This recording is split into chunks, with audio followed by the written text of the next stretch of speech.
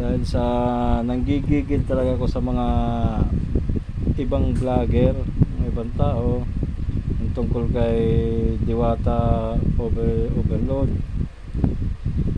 Alam mo, ang grabe ang pinaghihirapan ni Diwata para marating ang ganyan, para sumikat.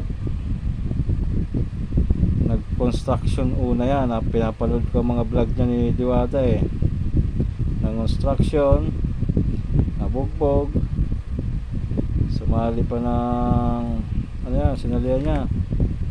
Tapos ngayon na umaangat na siya sa buhay, yan na, marami na yung humihila sa kanya pababa. Bakit ganun tayo? Dapat hindi ganun. Ito, may isang vlogger na kumain dyan kay Diwata, pumila daw siya ng 3 oras. Sinabi ba sa kanya na pumila siya, pumunta siya, kumain siya dyan? Hindi naman siya inimbita para pumunta dyan, na reklamo niya, pipila pa. Tapos hindi daw worth it yung 100 pesos na overload ni Diwata. Pero nakalimang rice ka, sasabihin mo hindi masarap. Ano yun, di ba? Paninira yung ginagawa mo. Kung sino ka man vlogger ka, wag ganon. Dahil dyan, parang pinagkakitaan mo pa nga si Diwata diba? Ilang views yung ginawa mong content dyan, tapos sabihin mo hindi masarap, pero 5 rice bro.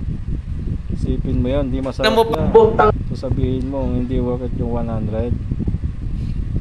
Wag ganon. Dapat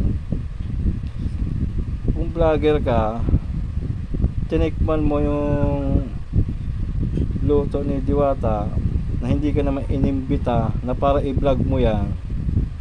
Huwag mo na dapat sinabi na hindi masarap, para hinikayat mo pa yung mga tao na wag kumain dyan, wag pumunta, diba?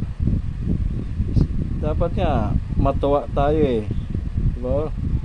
Na pinapanood ko yung vlog ng una-una, pinakwininto niya, halos mahirap pa sa daga, nakasilong ng tulay, nakatira, nagsikap siya, nag-construction siya. No, nag-isip siya magnegosyo, nangutang siya, walang nagpapairam sa kanya. Dahil, di ba, siyempre, sino naman sa kanya magpapairam? Yung itsura niya dati, di ba? Isipin ng utang, anong ibabayad niya? Nagsarili siya, nagsikap. Nag-ipon ng mga kaldero, ganyan. Nag-umpisa siya hanggang sa narating na yung ganyan. Hindi ko ba, may iba araw mamimigay na rin niya ng mga tulong sa mga ganitong nangangailangan.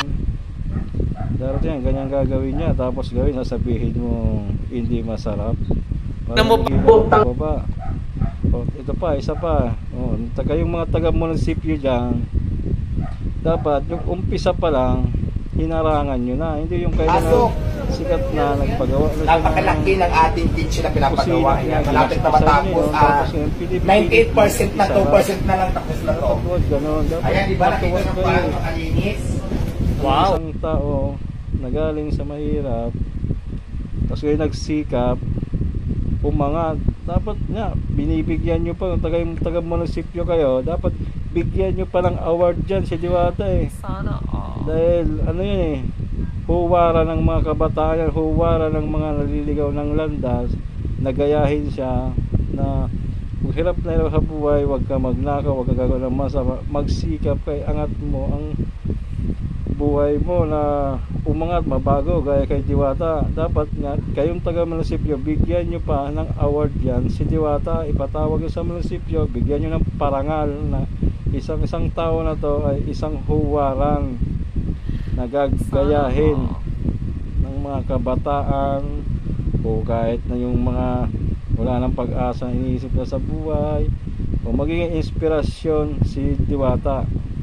Dapat ganon, hindi yung pipilitin yung isara. Ang laki na ng ginastos niyan. Isipin nyo, gumastos yan, tapos pipilitin yung isara. Kung ano man ang violation niya, bigyan nyo ng ticket or paliwanag mo sa kanya kung may babayaran, di bayaran. Hindi yung pipilitin yung isara. Huwag ganon. saludo ko sa iyo, Diwata, sa iyo ako. Suportahan kita, hindi man kita kilala, hindi pa tayo nagkita. Pero sa iyo ako, makikita pa rin tayo. Balang araw, di man ngayon o kaya makikita pa rin tayo, diba? Tuloy mo lang yan, huwag kang susuko. Alam kong sabi mo, sanay ka sa hirap,